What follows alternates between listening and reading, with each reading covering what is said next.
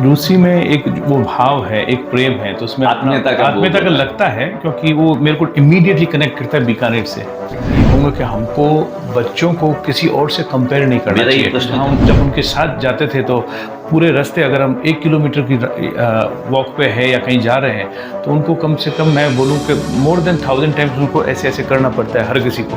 तो वो एक वो सिस्टम था। विद्यार्थी परिषद से जब जुड़ा तो मेरे को एक डिफरेंट होराइज़न दिखा कि वो विद्यार्थियों में जब वो एक टाइम होता है जब हम अपना कैरेक्टर बिल्ड करते हैं, हम जीवन में बहुत सी चीज़ें सीखते हैं पढ़ाई के साथ-साथ। रेलवे फाटक की प्रॉब्लम है। मुझे ऐसा लगता है कि उस रेलवे फाटक की समस्या को यहाँ के नेताओं ने आजकल पॉलिटिकल मुद्दा बना के यहाँ पे राजनीति की है और चलती आ रही है। तो इसको रियल में एक समझ के कि इसमें क्या प्रॉब्लम है, किस प्रकार से उसको रिज़ॉल्व किया जा सकता है और उसको एक डिटर्मिनेशन के साथ काम किया जाएगा। और मैं उसमें चाहता हूँ कि इसका जितना जल्दी सॉल्यूशन हो, उसके लिए किसी भी स्तर तक जाना पड़े मैं जाऊँगा। चलो निगम है, मैं मानता हूँ, अगर वो भी नहीं कर रहे हैं तो, लेकिन इतना तो बनता है यहाँ का जो कोई अगर एमएलए है या यहाँ के जो प्रतिनिधि चाहे ईस्ट और वेस्ट दोनों के जो भी लोकेशन, वो लोग खुद आपस में बात करके हमको हमारे लोगों के लिए काम करना है, मेरे बीकानेर के लोगों के लिए काम करना है। क्या वो आज तक उनके साथ बैठ के बात करी? क्या मीडिया को बताया कि ये सिचुएशन है? तो हमने तो देखा है कि आम पब्लिक को कोई प्रॉब्लम नहीं होनी चाहिए। वो कब नहीं होगी? जब सिस्टम में सुधार होगा, सिस्टम में क्लैरिटी रहेगी, क्लियर रहेगा।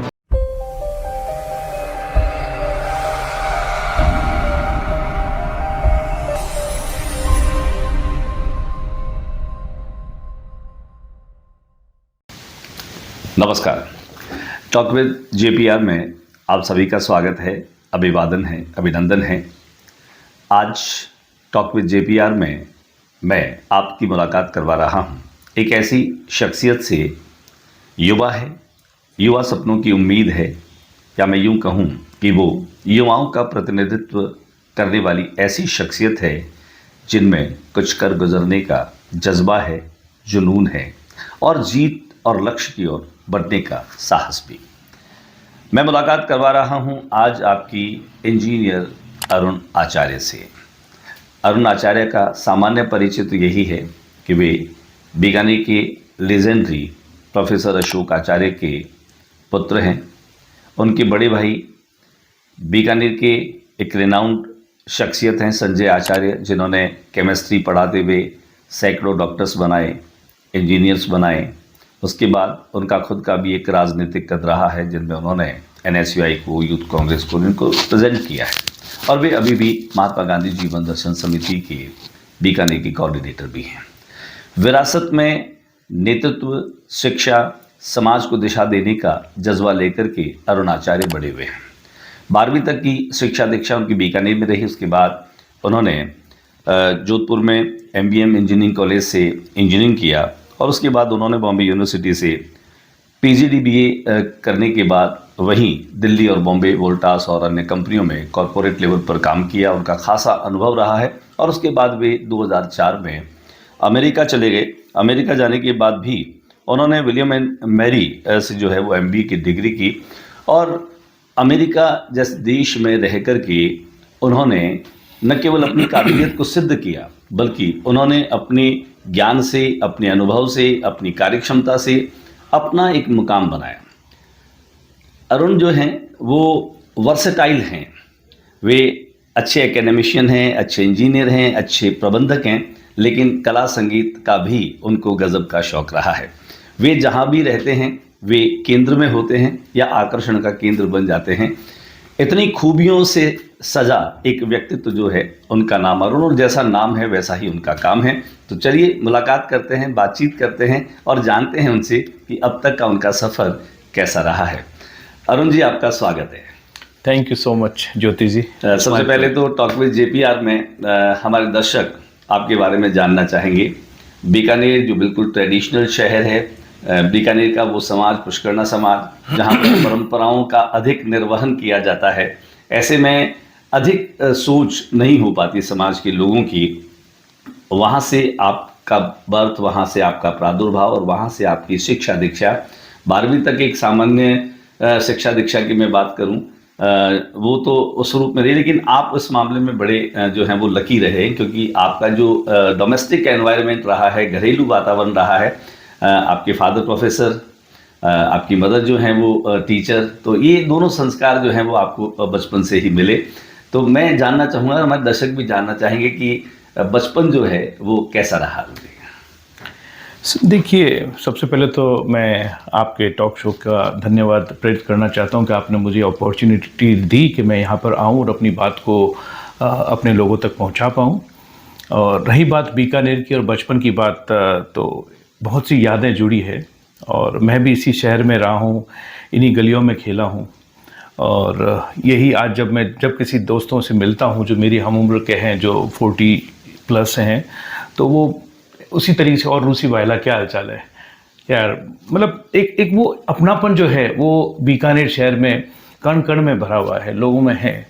और इसी शहर में मेरे पास जैसे जब बचपन था, चूँकि पिताजी और मम्मी दोनों एजुकेशन में थे, भाई साहब भी एजुकेशन में थे, और मेरा भी हमेशा शुरू से एक सपना रहा है कि मुझे कुछ अच्छा करना है, तो पढ़ाई की तरफ ध्यान था। उसके साथ साथ चूँकि शहर की गलियों में खेलना कूदना, तो वो भी एक अपने आप में ऑलराउंडर या आपको एक अच्छा वर्सेटाइल पर्सनालिटी बनाने में सहायक होता है कि आप वन साइडेड ना रह करके आप हर एक क्षेत्र के बारे में जानकारी रखते हैं। तो इन्हीं गलियों में आप लोगों के सानिध्य में रह के बड़ा हुआ, और जहाँ जहाँ अपॉर्चुनिटी मिली एजुकेशन की या कोई भी अच्छा काम करने की, उधर मैंने हमेशा झुकाव रखा और आगे बढ़ता रहा। तो बहुत सी मेमोरीज है, जो चाहे कोई भी मेले हो, जो पुनर्सर्जी का भी मेला चल रहा है अभी इन दिनों चल रहा है। हाँ, इन दिनों चल रहा है। तो हमको भी याद है कि हम भी पहले मतलब पैदल जाया करते थे, ऊँट गाड़े पे जाया करते थे।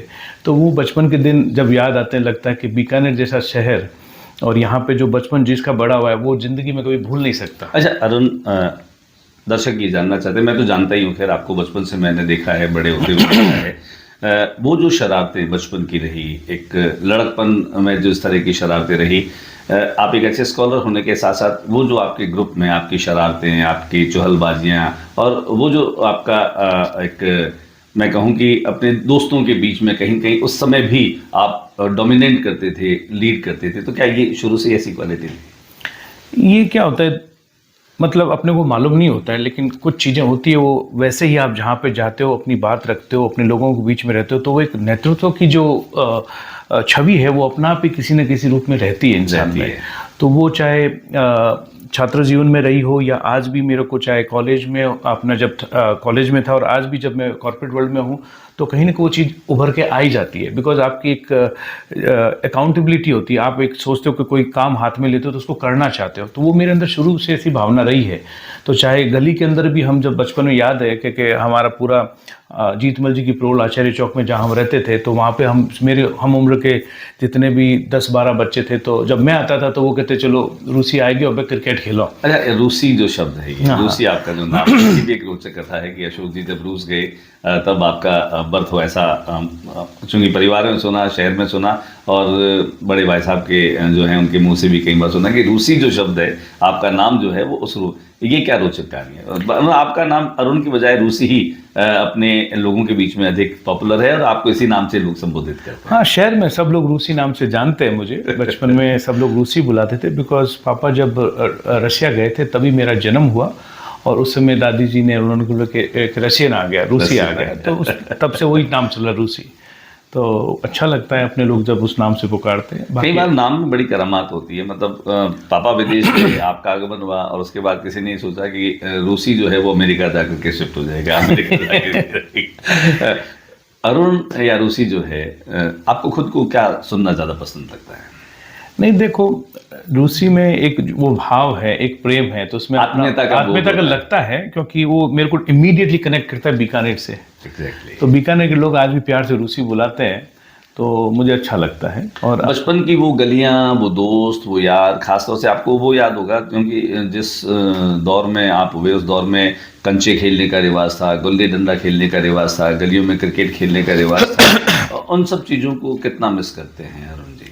देखो, अब तो मिस करने वाली बात तो नहीं कह सकता, अब तो पूरा टाइम ही चेंज हो गया है, लेकिन हम जिस माहौल में बड़े हुए हैं तो उसमें मैंने सब, जैसे कंचे भी खेले हैं, हम वो जो मूवी स्टार्स के जो कार्ड्स होते थे वो भी खेलते थे, और अपने मैच बॉक्स होती उसकी वो मतलब हर वो काम किया, सतोलिया खेलते थे। अपने बच्चों को कभी अपने बचपन की कहानियां हाँ, सुनाते हैं, तो उनके लिए बड़ी स्ट्रेंज लगती है, उनको ये बताते। अब तो मतलब बच्चे ये जो आईफोन या स्मार्ट टीवी और ये सब चीज़ें देखते हैं, मुझे लगता है कि वो उनके बगैर रह नहीं सकते। और हमने अपना जीवन इवन जब तो कॉलेज गए थे, जब मैं फर्स्ट कॉर्पोरेट जॉब चालू किया तब तक भी मोबाइल फ़ोन हमारे पास नहीं थे।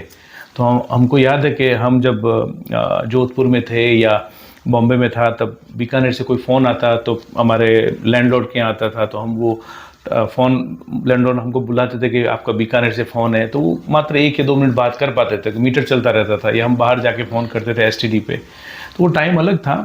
और आज के बच्चों में वो सोच भी नहीं सकते कि हम उस दौर से निकले हुए हैं।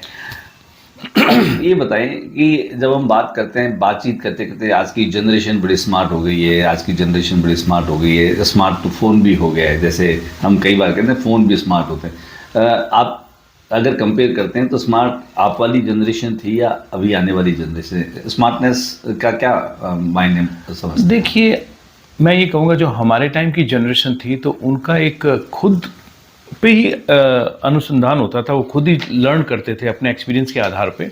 अभी के टाइम में क्या हर चीज़ें इजीली अवेलेबल हो जाती है। हमको कोई चीज़ बोलते थे कि ये रिसर्च करके निकालो, तो उसमें हमको टाइम लगता था, हमको कोई समझ नहीं आता था किस तरीके से करें, तो हम अपने प्रयास लगाते रहते थे, करते रहते थे। आज आप कोई भी आपको इन्फॉर्मेशन चाहिए तो आपके टिप्स पे है वो इन्फॉर्मेशन, तो आप गूगल सर्च कर सकते हैं या माइक्रोसॉफ्ट सर्च इंजन जो भी है, तो हर चीज़ अवेलेबल है। और अभी चूँकि सोशल मीडिया और ये इंटरनेट और इतनी ज़्यादा एक्सेसिबिलिटी होने से ऑफ कोर्स आज के बच्चों को रिसोर्सेज ज़्यादा अवेलेबल है अगर उनको कुछ करना है तो। अगर जो इसीलिए मतलब हमारे समय में जो बच्चे मतलब 100 में से आई वुड से 15-20 बच्चे जो एकदम कमिटेड होते थे, अच्छे से एजुकेशन करते थे, वो धीरे धीरे आगे बढ़ते थे। कुछ जो बच्चे 60-70% मीडियोकर भी मतलब रह जाते थे बिकॉज उनके पास सारे रिसोर्सेज नहीं होते थे। पर आज सबके लिए रिसोर्सेज अवेलेबल है। ये एक इसलिए हम कह सकते हैं कि आपको ज़्यादा लोग स्मार्ट दिखेंगे, हर बच्चे के पास इंफॉर्मेशन अवेलेबल हो सकती है जो करना चाहते हैं। पर उस समय में हमको दिक्कत आती है, हमको लिमिटेड जो दिखता था वही हम बात कर सकते थे या हम न्यूज़पेपर के माध्यम से पढ़ते थे। पर आजकल जो टीवी का ये जो फ़ोन का ज़माना आ गया है या आर्टिफिशियल इंटेलिजेंस का ज़माना आ गया है, तो एवरीथिंग इज़ अवेलेबल। तो नहीं, अब नहीं लगता कि अब एक ऐसी दुनिया है जो वर्चुअल दुनिया होगी, जो रियलिटी से बहुत दूर, रियलिटी से दूर हो गई। कई बार चिंता का भी विषय है कि ये हमारे समय में हम ज़्यादातर टाइम जो है बाहर निकालते थे, घर से बाहर समय बिताते थे, यार दोस्तों के बीच में हमारी बातें ज़्यादा होती थी। जबकि आजकल देख रहे हैं कि जो बच्चे बड़े हो रहे हैं वो अपने ही अंदर रहते हैं और उसके कारण से काफ़ी ज़्यादा मतलब मानसिक स्थिति पे भी लोगों पे फ़र्क पड़ रहा है। अरुण जी, हमारा सोचना भी यही है, आप भी यूथ के बीच में रहते हैं, आप अपने बचपन को, अपनी जवानी को, बेशक अभी भी आप बहुत युवा हैं, मैं ये नहीं कह रहा कि कोई बहुत, जिस तरह की सोच आज का टीनेजर रखता है। अभी हम देखते हैं जैसे राजस्थान के कोटा में जो इंजीनियरिंग और मेडिकल की तैयारी करने वाले बच्चे हैं या यंग जनरेशन जो भी आ रही है, डिप्रेस्ड हो रही है, ओवर थिंकिंग की वजह से वह हाइपर भी हो जाती है, बहुत सारे दूसरे रास्ते भी जो है वो अख्तियार कर रहे हैं। ये जो स्थितियां बन रही हैं समाज में, जब परिवार न्यूक्लियर हो रहे हैं, परिवार जैसे आपका परिवार एक बड़ा परिवार रहा है, एक जॉइंट फैमिली के रूप में आपकी परवरिश हुई, आपने बचपन में अपने चाचा ताऊ और उन भाइयों के साथ में अपनी ज़िंदगी को जैसे बढ़ाया है, लेकिन वो परिस्थितियां आज के समय में अब लुप्त हो गई या ख़त्म सी हो गई। ऐसे में जो बच्चे आ रहे हैं उनको लेकर के आप क्या सोचते हैं? इसमें मैं यही कहूँगा कि पूरे समाज की जिम्मेदारी बनती है और शिक्षक वर्ग जो कि इन बच्चों के साथ कॉलेजेस में, इंस्टीट्यूशन में पढ़ाते हैं, तो उनको इन बच्चों को बताना चाहिए कि ठीक है, अध्ययन करना चाहिए, कॉम्पिटिटिव वे में आपकी एक सोच होनी चाहिए। इसका सबसे बड़ा कारण मैं देख रहा हूँ कि अभी कोटा में कुछ ही हफ्तों पहले एक सुसाइडल केस हुआ। ये रेगुलर यहाँ ये होता जा रहा है, आने वाली खबरें हैं जो आती रहती हैं। वो एग्ज़ाम से पहले, एग्ज़ाम के बाद में, उसमें कहीं कहीं पेरेंट्स भी, जिनकी अपनी एक बड़ी एम्बिशन होती है कि बच्चे पर वो इतना खर्च कर रहे हैं, बच्चे पर एक फोर्स होता है कि उसको ये सब क्रैक करना ही है, नहीं किया तो पता नहीं अब क्या होगा। तो इसमें मैं यही कहूँगा कि परिवार का बहुत बड़ा हाथ रहता है, पेरेंट्स का हाथ रहता है। तो सबसे पहले तो मैं पेरेंट्स से ये कहूँगा कि हमको बच्चों को किसी और से कंपेयर नहीं करना चाहिए। मेरा ये प्रश्न करने के पीछे एक लॉजिक भी है कि जब आपने पीटी की तैयारी की, आप जब सिलेक्ट हुए, तब क्या आपके पेरेंट्स की एजुकेशन में थे? क्या इस तरह का कोई प्रेशर फील किया आपने कि नहीं, हमने ऐसा प्रेशर फील नहीं किया था, क्योंकि मेरे पिताजी अपने आप में एक डिफरेंट काइंड ऑफ पर्सनालिटी थी। उन्होंने हमारे पे बड़े ओपननेस थी उनके, कभी पढ़ाई को लेकर के प्रेशर नहीं डाला। मुझे तो आज भी वो किस्सा याद आता है कि 10वीं क्लास में जब मेरा चूँकि ग्रुप था, मैं शहर के बच्चों के साथ एंजॉय भी करता था, खूब मस्ती भी करता था, और एक ग्रुप ऐसा था जो पढ़ने वाला था, तो मैं उसके साथ पढ़ाई के माध्यम से पढ़ता भी था। चूँकि मेरा टाइम तो दोनों चीज़ों में डिवाइड होता था, तो उस चक्कर में जब 10वीं का रिजल्ट आया तो वो पढ़ने वाले ग्रुप में सब बच्चों के 80+ % उस समय में, और मेरा जस्ट क्लोज टू 60%। उसमें भी 3-4 पॉइंट्स कम थे, तो मेरे को बड़ा दुख हुआ कि यार मेरे को थोड़ा कम क्यों रहा और बाकी के सब 80% से भी ऊपर आ रहे हैं। तो मैं रोने लग गया और ऐसा एक अजीब सा माहौल हो गया मेरे अंदर से। मैंने कहा मैं शायद लायक नहीं हूँ, वो नहीं हूँ। तो पापा ने बोला कि भाई तू खुद सोच के, तू कितनी मेहनत करी तूने, तू कंपेयर मत कर अपने आप को, तूने मेहनत जितनी करी उतना तेरे को मिला है। लेकिन अभी भी एक कहावत है ना, अपने कभी कौन से मिये मर गए रोजे घट गए। जी जी। तो उन्होंने वो बोला कि तुम चाहते हो तो अभी भी करके दिखा दो। तो उन्होंने जिस तरीके से मेरे को प्रोत्साहित किया तो वो मेरे को बड़ा अच्छा लगा। उसके बाद में मैंने कभी पीछे मुड़ के नहीं देखा। पीछे मुड़ कर तो 11वीं 12वीं और मैंने सब अच्छा किया। एक तरह से यूं कहीं 10वीं का रिजल्ट आपके लिए जीवन का टर्निंग पॉइंट था। मेरे पिताजी के वो जो वाक्य थे और जो एक फ्रेंडली तरीके से उन्होंने जो मेरे को मोटिवेट किया, that was most inspiring than anything else. उस समय वो कुछ और भी कहते कि नहीं तू तो मतलब ऐसा है या वैसा है, उसको डिप्रेस भी कर सकते थे। तो बट उनकी जो स्टेटमेंट थे वो मेरे को एक स्टैम्प कर गए, एंडोर्स कर गए कि नहीं, I can do anything whatever I want to do in my life. जैसे अशोक जी की जो लाइफ स्टाइल थी, जैसे वो प्रोफेसर थे, पॉलिटिक्स में भी थे, सोशल वर्क में भी थे, वो बहुत सारा समय अपना समाज को, सोसाइटी को, घर में कितना समय ले पाते थे उनका? देखिए, ये हमारे समाज में एक रही है कि जो महत्वाकांक्षी लोग होते हैं, और चूंकि ये सिस्टम ऐसे ही चलता आ रहा है, तो घर में लिमिटेड समय दे पाते थे, लेकिन घर के बच्चे वो देखते थे अपने पिताजी की तरफ कि वो क्या करते हैं, उनका समाज में क्या छवि है, कैसा है, तो उसके हिसाब से बच्चे भी ढल जाते हैं। तो पर उनके साथ ये थी कि वो एक बड़े ईमानदार, मेहनती, हार्ड वर्किंग और मानवीय आधार को सर्वोपरि रखते थे। वो कि लोगों की मतलब उस भाव से सेवा करना और अच्छे भाव से देखना, तो वही गुण हमारे अंदर है। और उनका एक, हम जहाँ जब उनके साथ जाते थे तो पूरे रास्ते अगर हम 1 किलोमीटर की वॉक पे है या कहीं जा रहे हैं, तो उनको कम से कम मैं बोलूँ कि मोर देन 1000 टाइम्स उनको ऐसे ऐसे करना पड़ता है हर किसी को। तो वो एक वो सिस्टम था। तो इससे लगता था यार इनको सब लोग जानते हैं, हम छोटे से सब जानते हैं। तो फिर धीरे धीरे मालूम चलता कि ये सामाजिक प्राणी है और इनको समाज में लोगों से जुड़ के रहना अच्छा लगता है, अच्छा काम करते हैं। एक इंस्पिरेशन कहीं कहीं वो भी मान लें कि जब आप सोसाइटी को देते हैं तो सोसाइटी आपके लिए कृतज्ञता व्यक्त करती है, आपको ऑनर देती है, और उसके बाद में आप चूंकि अपनी पढ़ाई और अपनी जॉब के लिए अमेरिका चले गए, अमेरिका से अब एक बार फिर से आप अपने वतन की और अपनी जन्मभूमि की ओर लौटे हैं, और कुछ इरादों के साथ लौटे हैं कि आपको कुछ करना है शहर के लिए, शहर के युवाओं के लिए। और माध्यम जो आपने चुना वो ये कि आपको राजनीति करनी है, या आपको कहीं कहीं चूंकि आप ABVP से जोधपुर यूनिवर्सिटी के प्रेसिडेंट रहे 96 से 93 की ये बातें हैं, और यूनिवर्सिटी के प्रेसिडेंट होने के नाते, ABVP से आपका एसोसिएशन होने के नाते, घर में, परिवार में, जैसे मैं कहूँ कि अशोक जी जो आपके पिताजी हैं वो ऑलरेडी कहीं कहीं एक कम्युनिस्ट विचारधारा के रहे हैं, उनको कॉमरेड के रूप में एक पहचान जो है, उसके बाद भी अणुव्रत और मानववादी और जिस अहिंसा की बात आप कर रहे हैं कि एक दुनिया में जो लोग सभी हैं, हम सब एक जैसे लोग हैं, तो मानववादी सोच के वो व्यक्ति थे। जिन संवेदनाओं के स्तर की आपने बात की, 100% वो उस तरह के सीजन व्यक्ति थे। वैचारिक स्तर पे, विचारधारा के स्तर पर जब आपने ये चयन किया, ABVP एक एक्सीडेंटल आपका चयन था, या फिर आप विलिंगली आप अपने आप को ABVP के बहुत करीब मानते रहे, या वर्तमान में जिस पार्टी से आप एसोसिएट हैं, जैसे भारतीय जनता पार्टी से आप बीकानेर पश्चिम से टिकट की मांग कर रहे हैं, तो आपको क्या लगता है कि आप उस आइडियोलॉजी के करीब हैं, या फिर आपके रिलेशंस और आपके जो लोग हैं वो उस पार्टी में ज़्यादा है? मैं ये कहूँगा कि मैं समहाउ शुरू से ही उस आइडियोलॉजी के करीब रहा हूँ, और उसका कारण ये भी रहा कि बचपन में मैंने अपने परिवार में, जैसे मैं ननियाल में भी रहता था, तो मेरे नाना जी जो हैं वो आपको शायद मालूम होगा, RSS से जुड़े हुए थे, और वो बीकानेर के पहले 3rd ईयर पास OTC जो है RSS, तो वो 1942 में, ये जो संघ में जो एक इनकी एक कोर्स चलती है उसके साथ। हाँ, तो प्रेम रतन जी पुरोहित जो आडवाणी जी के टाइम के उस समय के हैं, और सबसे पहले बीकानेर के 3rd ईयर पास OTC थे। तो हम अपने ननियाल में देखते थे कि उनकी एक्टिविटीज़ और उनके साथ जो संघ के लोग आते थे।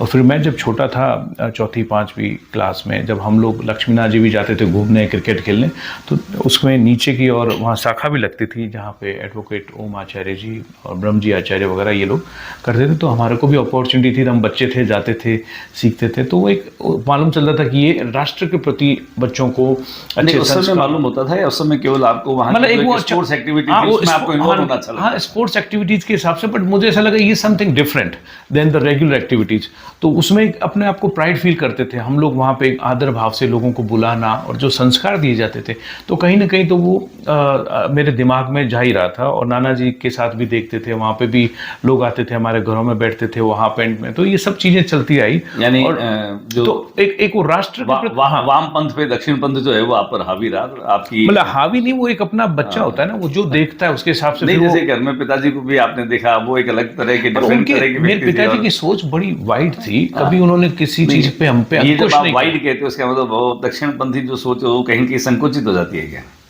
नहीं, ऐसा नहीं कह सकते उसको फिर आप पर उनका प्रभाव कम क्यों रहा? नहीं, उनका प्रभाव है ना आज हमारे पे, उनका प्रभाव, जैसे मैंने कहा, उनका मानवीय आधार सबसे सर्वोपरि था इन सब चीजों से। यानी आप सारी सोच में आप मानवीय सोच को डालेंगे कहीं कहीं? नहीं, तो आरएसएस की तो बहुत मानवीय सोच है, अगर आप सच में देखें तो आरएसएस देखो, सबसे पहले हमारी होती है मातृभूमि जी, ठीक है, और राष्ट्रीयता की भावना। अगर आप अपने, मेरी पहचान है मैं भारतीय हूँ जी, मैं आज अमेरिका में भी रहता तो मैं प्राइड से कहता मैं भारतीय हूँ, और वो पहचान के लिए आरएसएस ने हमेशा से ये किया है कि हमारे को अपने सनातन धर्म को बचाना है, हमें अपने राष्ट्रीयता को बचाना है, उसके लिए कार्य करना है। अभी देखो, हर एक आदमी की अपनी सोच है, अपने हिसाब से करता है, लेकिन जिस तरीके से आरएसएस ने एक उस सनातन धर्म को बचा के रखा है और उसके लिए काम लगातार चलता रहा है। और फिर उसके बाद जैसा कि आपने बोला कि विद्यार्थी परिषद, तो मैं विद्यार्थी परिषद से जब जुड़ा तो मेरे को एक डिफरेंट होराइजन दिखा कि वो विद्यार्थियों में जब वो एक टाइम होता है जब हम अपना कैरेक्टर बिल्ड करते हैं, हम जीवन में बहुत सी चीज़ें सीखते हैं पढ़ाई के साथ साथ, तो वो भी मेरे अंदर। अरुण जी, जो बातें हम देख रहे हैं प्रैक्टिकली जीवन में देख रहे हैं, हम बातें तो बड़ी बड़ी करते हैं, बेसिकली हम हिपोक्रेसी की तरह हैं, और हम बात तो आदर्श की करते हैं लेकिन हमारे व्यवहार और आचरण में वो सारी चीज़ें गायब हो जाती है। वो चाहे बात मैं एबीवीपी करूं या किसी अन्य संगठन की करूं, मैं किसी का भी नाम नहीं लूँगा, हम सिर्फ आदर्श की बातें करते हैं। ये खासतौर से हमारे नेचर में, हमारे व्यवहार में शामिल हैं। आमतौर पर हमने ये भी देखा है शीर्ष स्तर पर भी जो लोग नेतृत्व करने वाले हैं, उनकी बातों में भी केवल बड़ी बड़ी बातें और बड़े बड़े दावे होते हैं। हकीकत के धरातल पर अगर आप आकर के देखें तो उन बातों में और उनके आचरण में एक बड़ा अंतर सा दिखाई देता है। आप चूंकि आपकी ओरिजिन बीकानेर इंडिया की है, आपने अमेरिका जैसे बड़े देश में रह करके वहाँ के सिविलाइजेशन को देखा है, वहाँ की नागरिकता को देखा है, वहाँ के नागरिकों को देखा है, कितना अंतर पाते हैं वहाँ के लोगों में और यहाँ के लोगों में? देखिए, डिफरेंस तो बहुत है, और उसके कारण खाली एक व्यक्तिगत रूप से नहीं होता है, चूँकि सिस्टम से होता है। चूँकि हमारा सिस्टम जो पिछले 75 सालों से जो चलता आ रहा है, तो लोगों की मानसिकता वैसी बन गई। तो अभी मैं ये कहूँगा कि पिछले 9-10 सालों में जो देश में परिवर्तन हो रहा है वो बड़ा सकारात्मक है, वो मेरे दृष्टिकोण से, और उसी सोच के कारण आज मैंने इतना बड़ा डिसीजन लिया है कि मैं अमेरिका से यहाँ आया हूँ। आप जो कह रहे हो, हमारी भी जब हम यहाँ बड़े हो रहे थे, हम जो देखते हैं सरकारों की ओर देखते हैं, हमारा कौन प्रतिनिधित्व कर रहा है उनकी ओर देखते हैं, तो उनके वो जो जिस तरीके से मीडिया के माध्यम से जो हमारे अंदर फीड करता है, जो हम टीवी चैनल पे देखते हैं, वैसा ही हमारा एक व्यक्तित्व बन जाता है, हमारी सोच बन जाती है। लेकिन मेरा ये मानना है कि धीरे धीरे जो परिवर्तन आ रहा है, पिछले स्पेसिफिकली आई वुड एम्फेसाइज के 9-10 सालों में जो परिवर्तन हुआ है, मेरी नज़रों में बड़ा सकारात्मक और राष्ट्र विकास की ओर जा रहा है। युवाओं में एक जागरूकता बढ़ी है, और मतलब टेक्नोलॉजी के क्षेत्र में भी आगे जा रहा है। और आंकड़े तो अरुण जी ये कह रहे हैं कि युवाओं में बेरोजगारी बढ़ी है। नहीं, अभी बेरोजगारी बढ़ी नहीं है, युवाओं के अंदर एक ऐसी मानसिकता डेवलप की जा रही है कि वो सेल्फ एंटरप्रेन्योरशिप की ओर बढ़ रहे हैं। आज देखिए, आप पिछले 5-7 सालों में जो स्टार्टअप कंपनीज बनी, उसका आंकड़े देखिए आप, मतलब खुद मतलब हो जाएंगे। अब अभी मैं बात करूंगा तो वो जो स्टार्टअप कंपनियां, जो स्टार्टअप इंडिया, फलाना इंडिया, डिमका इंडिया, जितना इंडिया था, अब इंडिया और भारत को नाम को लेकर के भी पूरे देश की जनता को उलझा दिया है कि आप इंडिया और भारत में जो है वो उलझे रहें, और बाकी दूसरे मुद्दे जो G20 की हम अध्यक्षता कर ही रहे थे, हमारे लिए बड़े प्राउड की बात है, और पूरे देशवासियों के लिए बड़े प्राउड की बात है कि हमने उसकी अध्यक्षता की, और एक बहुत शानदार एक सक्सेस जो है वह इस इवेंट को हमने किया है। लेकिन बावजूद उसके मीडिया, जैसे आप बात कर रहे थे, मीडिया जो है वो इस राजनीति के खेल में अब रेफरी की भूमिका में नहीं है, बल्कि वह एक प्लेयर की भूमिका में आ गया। इसे कैसे लेते हैं आप? अभी ये तो आप भी मीडिया के आदमी, आपको देखना है कि किस तरीके से आप काम करो। मेरा तो ये दृष्टिकोण है कि media can play big role, अगर उसमें अगर वो एज ए प्लेयर की तरह खेल रहे हैं, referee, they should be referee. I don't think media should play as a players role. लेकिन जो अभी जिन 9-10 वर्षों की आप बात करें, 9-10 वर्षों में कहीं न कहीं मीडिया एक प्लेयर की भूमिका नहीं, वो ऐसा आप लोगों को लग रहा है, बिकॉज रीजन क्या है कि अभी रियल में जो 9-10 वर्षों में जो रियल प्लेयर्स जो आए हैं सीट्स लेवल पे, वो real they are playing like a players. तो अभी जो कर रहे हैं, तो उसमें आप चाहते हो कि वो वैसी बात करते हैं जो पहले करते थे। अभी उनके पास कोई ऑप्शन नहीं है। अभी देखिए 9-10 साल में हम पहले वो प्लेयर थे, अब उसके बाद में नहीं, अभी आप ये देखो ना कि 9-10 साल में हमको सुनने को नहीं मिलता। पहले हम क्या देखते थे अखबारों में, 2G स्पेक्ट्रम घोटाला, कोयला घोटाला, और ये कॉमनवेल्थ में जो टिश्यू पेपर घोटाला, ये सब चीज़ें देखने को मिलती थी। अभी इतने बड़े बड़े प्रोग्राम हो गए जिसमें हजारों करोड़ों रुपए के भी खर्च हो रहे हैं, पर somehow we don't see that. देखा हमने भी जब उन्होंने कहा कि जिस सड़क 1 किलोमीटर सड़क निर्माण के लिए 251 करोड़ रुपए लगने थे, उसके लिए जो है वो 4000 करोड़ रुपए लग रहे हैं। इतने में लोग कह रहे हैं कि चंद्रयान जो है वो अंतरिक्ष चांद पे पहुंच जाता। इस तरह की चीज़ें आ रही है, लेकिन अभी उनके आधार कैग रिपोर्ट में बहुत सारी चीज़ें आई है। अरुण जी, मैं आपको बता दूं, आपको अगर जानकारी हो या नहीं हो, तो ये जो सारी चीज़ें, अभी सारी चीज़ें इन्फॉर्मेशन जो है ना, वो आनी बंद हैं। जिस दिन आएगी, क्योंकि सत्ता के शीर्ष पर जो लोग बैठे हैं वहाँ से इन्फॉर्मेशन आनी ही बंद है। RTI जो भी हमारा एक्ट था, उसे एक तरीके से भूंथरा कर दिया, उसे दंत विहीन और विश्वहीन कर दिया। आज आप चाहें तो कहीं बड़े लेवल पर सूचनाएं जो है वो नहीं निकाल सकते, उसे बहुत कमज़ोर कर दिया। और ये सारी चीज़ें जो थी अरुण जी, मैं आपको बता दूं, ये सारे घोटाले नोशनल घोटाले थे, अनुमानित घोटाले थे। उसके बाद में ए राजा कन्नीमोजी सबको कोर्ट ने बरी किए, उनको सजा भी उन्होंने ही दी, जो पिछली सरकारें थी उन्होंने दी। देखिए, हम जब बात करें तो उसका अवलोकन निष्पक्ष करें, और निष्पक्ष करने के साथ में चीज़ें ये आती है कि एक तो वो चीज़ें जो आपके सामने हैं, तथ्य आपके सामने, उसके बाद में आप बात करें। एक चीज़ है कि आपके पास अभी कुछ आ ही नहीं रहा है, तो आपके पास में सिर्फ अनुमान करने की चीज़ें हैं, और इस आधार पे किसी को दोषी देना, किसी को दोष देना ठीक नहीं हो सकता। तो मेरा नहीं, आपकी देखिए, आप ऐसा है, आप जो बोल रहे हैं अभी भी आप उसी धारणा को लेके समहाउ ऐसा लग रहा है कि आपको लगता है कि अभी का मीडिया जो है कोई घोटाला या कोई चीज़ प्रदर्शित नहीं कर रहा है। ऐसा पॉसिबल नहीं है। आप लेके आओ, कुछ हो रहा हो तो ये तो दिख रहा है कि जो डेवलपमेंट हो रहे हैं आज, जिस प्रकार से सड़कों का, हाईवेज का जो डेवलपमेंट नितिन गडकरी जी के लीडरशिप सवाल है। नहीं, उन्हीं पर सवाल, देखो अभी काम पर सवाल नहीं सवाल है। अनुमानित लागत ये थी, उसके बाद इस लागत से 10 गुना लागत नहीं, तो आप ऐसा कोई आंकड़े तो लेके आओ। लेकिन अभी देखो, बातें करने को तो अभी क्या, जब कुछ नहीं होता है तो हम लोग कुछ भी बात कर देते हैं, पर बाकी तो volume speaks out, like action speaks louder than our words. So I see whatever he has done, or this current government is doing, it is much louder than what media can write or someone else can say this part. तो हमको तो ये दिख रहा है जो progress हो रही है, और जो युवाओं में जो जोश है, और जो स्टार्टअप कंपनीज, मैं खुद मतलब कम से कम 4-5 स्टार्टअप कंपनीज के साथ काम कर रहा हूँ, और सारे के सारे युवा जो 30, 32, 35 साल के लोग हैं, उनमें जो मतलब एक मोटिवेशन है, उनकी मैं पॉजिटिविटी देखता हूं। और वो उनको कारण यही है कि वो बोलते हैं कि भाई आजकल की जो पॉलिसीज है, और कितने जो लॉज जो पिछले 70 सालों से 80 सालों से चलते आ रहे हैं, उन जो फालतू के लॉज जो कि ऑब्स्टेकल बने हुए थे इन लोगों के लिए, वो सब तोड़े गए हैं और उनको हटा के मॉडिफाइड किए अभी। हाँ, तो ये सब पॉजिटिविटी है। अभी क्या होता है कि कई बार जब सिस्टम चलता है और उसके अंदर आप जब परिवर्तन करने की जब कोशिश करेंगे, तो उसके अंदर रेजिस्टेंस आएगा, और जिन लोगों के कंफर्ट जोन से बाहर आने के लिए उनको तड़फड़ाहट होती है। तो आज जो लोग भी जो बोल रहे हैं ना, तो उनकी सारा कंफर्ट जोन, मतलब उनको एक अनकंफर्टेबल जोन में लाया गया है, तो वो परेशान से हो रहे हैं। कभी करे तो करे क्या, उनके पास कोई रास्ता नहीं दिख रहा। वो वर्तमान की सरकारों के ऊपर किस प्रकार का अपेक्ष आरोप लगा सके, क्योंकि उनको मौका नहीं मिल पा रहा है। काम ऐसे हो रहे धड़ल्ले से। तो I feel very positive what ever is happening right now. आपकी नज़र में भी मतलब जो सारी चीज़ें बदली हुई, इन 10 वर्षों में सब चीज़ें बदली, देश बदला। देखो, देश बदलता आ रहा है, लेकिन 10 वर्षों में जो चीज़ें बदली है, जो एक्शंस हुए, जो एग्जीक्यूशन हुआ है, वो मार्वलस है।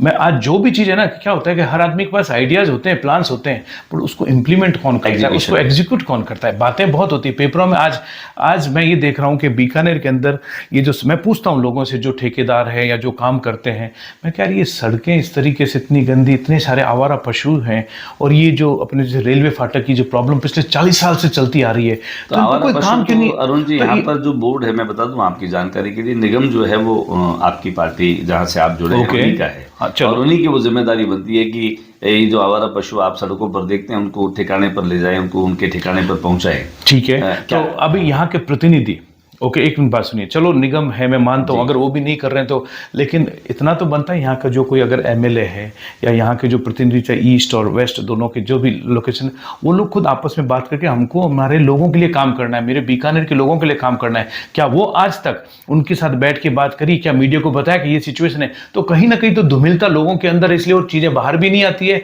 और मतलब ना मीडिया कर पा रहा है ना कुछ कर पा रहा है। मीडिया को अपना उल्लू सीधा करना है, लोगों को अपना उल्लू सीधा करना है। नहीं, मीडिया को उल्लू सीधा नहीं, सीधी क्या प्रॉब्लम, आप जिस तरह की तोहमत मीडिया पर लगा रहे हैं, मीडिया उल्लू सीधा नहीं करता। आप कह रहे हैं, मैं पहले वही बात कर रहा था कि मीडिया बदल गया। आपने भी अपने मुंह से भी वही बात की कि मीडिया अपना उल्लू। आप देखिए, इस बात को लेकर के समझे कि हमारी सोच में कहीं कहीं मीडिया को हम एक कैटेगरी में खड़ा कर रहे हैं। अभी आपने भी उसको कैटेगरी में खड़ा किया। नहीं, मैंने ये नहीं बोला। तो मैं, अगर आप अभी मीडिया के आदमी आप बोल रहे हो कि जो महापौर है वो हमारी पार्टी से है, वो है, तो मैं कहता हूँ फिर आप कोई चीज ऐसा, आपने जब इसके उन पीछे आवारा पशुओं की बात की अरुण जी, तब मैंने आपको ये जानकारी दी कि आपकी जानकारी के लिए मैं बता दूं कि जो निगम बीकानेर का है, निगम क्षेत्र अब हो गया, और निगम क्षेत्र में आपको पता है कि सराउंडिंग शहर में न तो डेयरी हो सकती है, न इस तरह के पशु रह सकते हैं, ये सारी चीज़ें। लेकिन फिर भी चूंकि सिस्टम है, और जिस सिस्टम की बात, और जिस सिस्टम को बदलने के लिए आप अमेरिका से बीकानेर आए हैं, सपोज दैट हम उसी पर बात करें, आपको अगर पार्टी अवसर देती है, आपको अगर बीजेपी टिकट दे देती है, आपकी प्राथमिकताएं बीकानेर शहर को लेकर के क्या रहेंगी? मेरी प्राथमिकता रहेगी कि बीकानेर में जैसे 4-5 चीज़ें मेरे को खुल कर के सामने आ रही है। अभी मैंने जो बीकानेर सहभागिता अभियान के दौरान मेरे को सैकड़ों लोगों ने अपने अपनी फीडबैक भेजे, और उसमें डेफिनेटली जो हम देख रहे हैं रेलवे फाटक की प्रॉब्लम है। मुझे ऐसा लगता है कि उस रेलवे फाटक की समस्या को यहाँ के नेताओं ने आजकल पॉलिटिकल मुद्दा बना के यहाँ पे राजनीति की है और चलती आ रही है। तो इसको रियल में एक समझ के कि इसमें क्या प्रॉब्लम है, किस प्रकार से उसको रिजॉल्व किया जा सकता है, और उसको एक डिटर्मिनेशन के साथ काम किया जाएगा। और मैं उसमें चाहता हूँ कि इसका जितना जल्दी सॉल्यूशन हो, उसके लिए किसी भी स्तर तक जाना पड़े मैं जाऊँगा। फिर दूसरी चीज़ है जो ये आवारा पशुओं की बात है, तो उस पर भी क्या है कि चूंकि मैं ऑफकोर्स मैं यहाँ का सिस्टम, हर आदमी क्या है आरोप लगाता है, प्रत्यारोप करता है कि निगम में मैंने पहले ही हाँ, तो वो मेरे को भी, लेकिन अभी जैसे कल रात को एक व्यक्ति मेरे को मिले थे भरडो के चौक में, तो वो बोले भाई साहब मैं सबसे मिला, मैं आपका वेट कर रहा हूँ, आपसे मिलना चाहता हूँ, और मेरे को निगम से मेरा पट्टा नहीं बन रहा है, वो नहीं बन रहा है। तो मेरे साथ और भी युवा साथी थे, तो मैंने कहा भाई ऐसी क्या बात है, क्यों नहीं बन रहा है? आपने अपने सारे पेपर्स दिए हैं, सब कुछ दिया है, फिर सबमिट करो, होना चाहिए। मेरा तो मानसिकता वो है। तो हमने तो देखा है कि आम पब्लिक को कोई प्रॉब्लम नहीं होनी चाहिए। वो कब नहीं होगी? जब सिस्टम में सुधार होगा, सिस्टम में क्लैरिटी रहेगी, क्लियर रहेगा। वो कौन करता है? हमेशा चेंजेस होता है किसी भी सिस्टम में, कल्चर में, टॉप टू बॉटम होता है। तो अभी यहाँ के जो प्रतिनिधि है वो किस प्रकार से मैसेज भेजते हैं, चाहे निगम हो या एडमिनिस्ट्रेशन सर्विसेज हो, तो वो जो मैसेज जाएगा और उस मैसेज के हिसाब से लोगों को सुविधाएं मिलनी चाहिए। तो वो जब मैं खुद एक सिस्टम का पात्र बनूंगा और एक सिस्टम का अंग बनूंगा, तो समझूंगा इन चीज़ों को अच्छे से, और फिर उसका इम्प्लीमेंटेशन एक उस डिटर्मिनेशन के साथ होगा जिसमें खाली मेरा एक और केवल एकमात्र ध्येय होगा कि मैं बीकानेर के मेरे लोगों के लिए हर कार्य में सुलभ हो और अच्छे से काम हो जाए उनका, और किस तरीके से होना चाहिए उसी पे काम करूंगा, और लोगों को ज़्यादा से ज़्यादा आसानी से अपने कामों को सीधा कर। जन सहभागिता अभियान हाँ। आपने अभी एक चला रखा है। जन सहभागिता अभियान का मुख्य प्रयोजन क्या है? क्या तरह की सहभागिता लोगों की आप ले रहे हैं, और उनको किस तरह के आश्वासन आप दे रहे हैं? नहीं, मैंने ये था कि भाई जन सहभागिता अभियान जो चला है उसमें ये चाहता हूँ लोग खुद सामने से, जो हम उनको कुछ बेसिक क्वेश्चंस पूछ रहे हैं, उनके फीडबैक चाह रहे हैं, वो लोगों को हमने गूगल ड्राइव के माध्यम से, फॉर्म के माध्यम से भेजा गया है। तो लोग अपनी इन्फॉर्मेशन डाल रहे हैं, अपना नाम, पता जो भी है, और ये बता रहे हैं कि हाँ इस तरीके की चीज़ें हमको चाहिए, शहर के अंदर चेंज होनी चाहिए, या वो अपने फीडबैक दे रहे हैं कि हमको क्या क्या प्रॉब्लम्स आ रही है। तो मेरे को एक क्लैरिटी होती है, मालूम चलता है कि वास्तव में लोग किस चीज़ों से जूझ रहे हैं। तो आपको हर वर्ग में, जैसे चाहे महिला वर्ग हो या एक युवा हो, और एक, क्योंकि हर एज ग्रुप की एक प्रायोरिटीज़ होती है, वो अपनी प्रायोरिटी के हिसाब से चीज़ें देखते हैं। तो उसमें घूम फिर के जो 10-15 इश्यूज़ आ रहे हैं, तो वो मैंने एनालिसिस करके निकाले, और उन इश्यूज़ में जैसे मैंने बताया कि रेलवे फाटक का है, सड़कों का है, और यहाँ पे आवारा पशुओं का एक बहुत बड़ा मुद्दा है, और यहाँ पे लोगों को जो काम करने में बिना जैक, बिना जान पहचान, अगर कोई कहते हैं हम ज्योति जी के रिश्तेदार हैं, वहाँ जाके करेंगे तो काम हो जाएगा, अरुण जी के रिश्तेदार हैं, तो ये गलत प्रचलन है। क्यों ना हम इसको थोड़ा सा कोशिश करें सीधा कि आम आदमी अगर जाए तो उसका काम होना चाहिए, और अगर वो सारे पेपर्स अपने सबमिट कर रहा है और बिना किसी दुविधा के अगर वो काम हो जाए, तो वो चीज़ें हम कैसे ला सकते हैं सिस्टम में। तभी हम अपने इस राष्ट्र को एक डेवलप्ड नेशन के रूप में देखना चाहते हैं। तो हम चाहते हैं कि हम अपनी जगहों को सही तरीके से सुचारू रूप से चलाएं, तो बहुत अच्छा काम होगा। अरुण, बीकानेर में एक लोगों की सेवा का भाव लेकर आप आए हैं, काफ़ी उम्मीदें आपने भी अपने भीतर रखी है।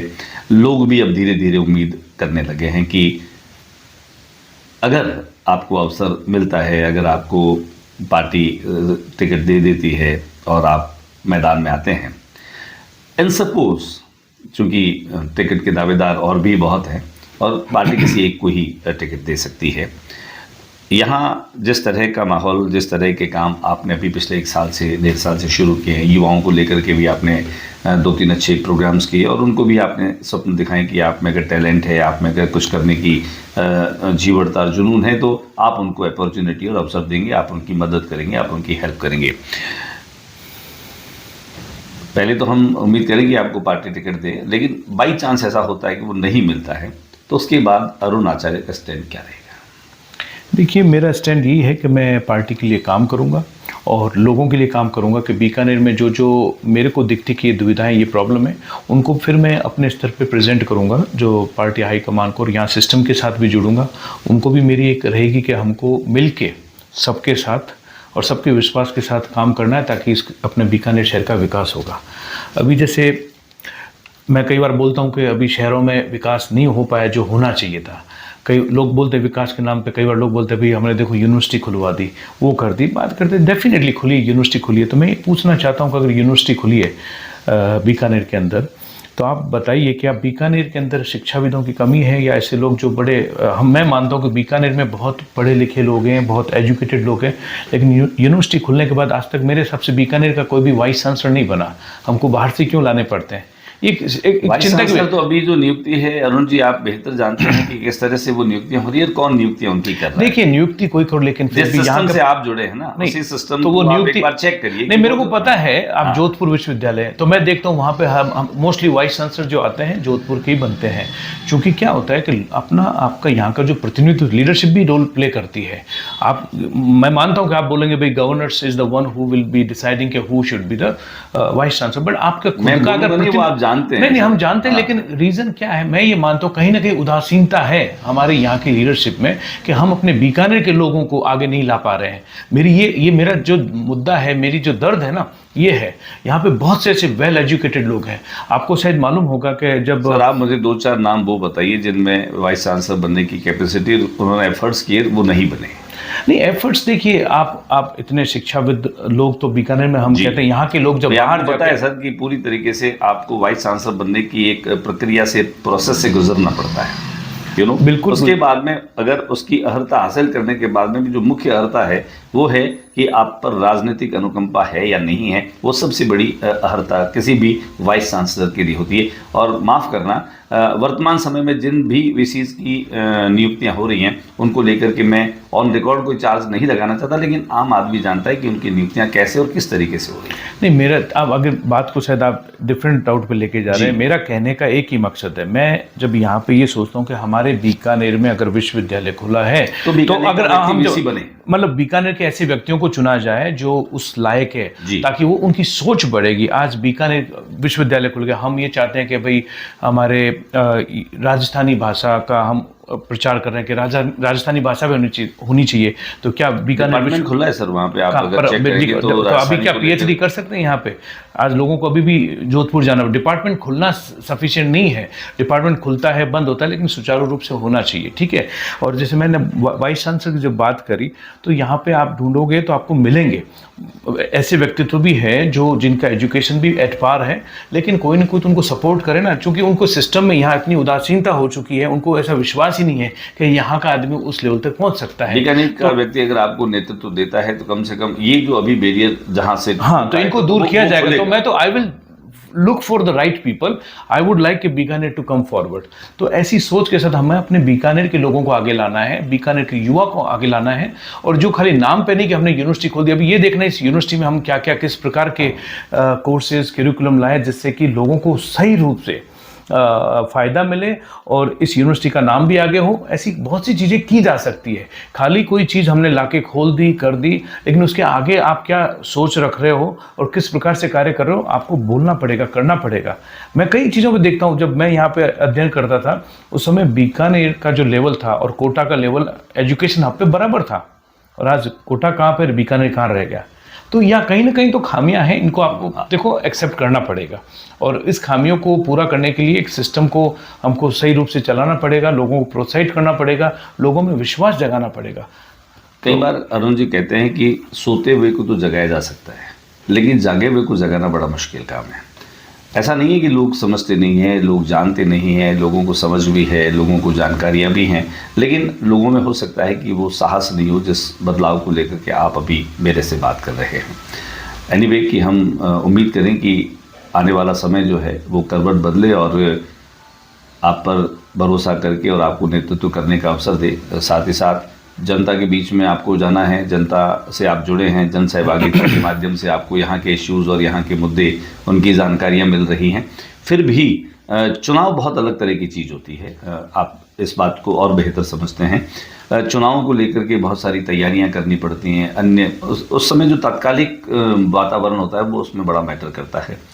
इन सब चीज़ों को लेकर के आप को लगता है कि इस चुनाव की प्रक्रिया में या चुनाव के होने में भी कहीं कहीं थोड़ा बहुत सुधार होना चाहिए। जैसे आप अमेरिका जैसे देश में रहे तो वहाँ जो प्रेसिडेंशियल आपके इलेक्शंस होते हैं बाकायदा पब्लिक उनको सुनती है, डिबेट्स होती हैं, इस तरह की चीज़ें, कहीं ऐसा कोई बदलाव चाहते हैं, रिफॉर्म में ऐसा कुछ हो कि लोग जो हैं वो जो उम्मीदवार होते हैं उनकी एक बराबर की कहीं टॉक शो हो, उनके बीच बात हो, इस तरह की चीज़ें हो? या बिल्कुल ऐसी चीज़ें होनी चाहिए। आज हमारे देश में जो चुनाव प्रणाली है तो उस पर ऑलरेडी अभी अपन देख रहे हैं कि इस पे मंथन चल रहा है कि भाई एक देश एक चुनाव, तो ये चल रहा है। तो इससे क्या होगा, हजारों करोड़ों रुपए बचाव हो जाएगा। देश में प्राइम मिनिस्टर की जगह प्रेसिडेंशियल व्यवस्था लागू करने की नहीं, वो जरूरत नहीं है। कहने का मतलब ये है कि फेडरल स्ट्रक्चर है जहां पर अलग स्टेट्स अलग अलग तरह की चीजें। देखिए वो अपनी में जब बात कर रहे हैं इलेक्शन की अपन, तो लेट्स स्टे ऑन दैट। तो सिर्फ आपसे यहाँ बीकानेर में मैं ये बोला, हाँ, तो कहीं ऐसा हो कि भाई आपके सामने जो भी प्रतिद्वंदी हो, कम से कम पब्लिक के सामने एक ऐसी डिबेट हो, पब्लिक के सामने ये तो आप लोग कर सकते हैं, आप लोग करवाइए, ऐसा होना चाहिए। उससे क्या लोगों को मालूम चले कि भाई ये दावेदार हैं, इस पार्टी से खड़ा होना चाहते हैं, उनसे आप एक ही मंच पे लेके आइए, बात करने का मौका मिलेगा जनता का उनका आपस में, और डिबेट होनी तो लोगों को मालूम चलेगा भाई कौन सा दावेदार है हमारे लिए फिट है और नहीं है। तो ये चीज़ें मतलब एक और ट्रांसपेरेंसी लेके आएगी, एक लोगों को चयन करने में आसानी होगी। अभी तो जो जितना ज़्यादा मतलब अपना नाम बाहर कर सकता है या जिसकी जो बोलचाल है उसके हिसाब से चल रहा है धरा, लेकिन अगर परिवर्तन होगा तो अपने शहर में भी परिवर्तन आएगा और विकास की गति भी पकड़ेगा। तो मुझे विश्वास है कि अगर अच्छी व्यवस्थाएं किसी भी सिस्टम में लेके आएंगे तो उसमें सुधार तो होगा ही होगा। कहते हैं अरुण जी कि बिना कारण के कभी कोई कार्य नहीं होता, कारण और कार्य का बड़ा संबंध होता है। अमेरिका से चल कर के बीकानेर आप आए हैं, एक बड़ा रिस्क लेकर के आए हैं, आपकी अपनी एक बहुत एस्टेब्लिश्ड जो जॉब, आपका पूरा परिवार वहाँ पर एस्टेब्लिश है, उसे छोड़ करके आप कहीं कहीं आए जनता के बीच में, अपने शहर के बीच।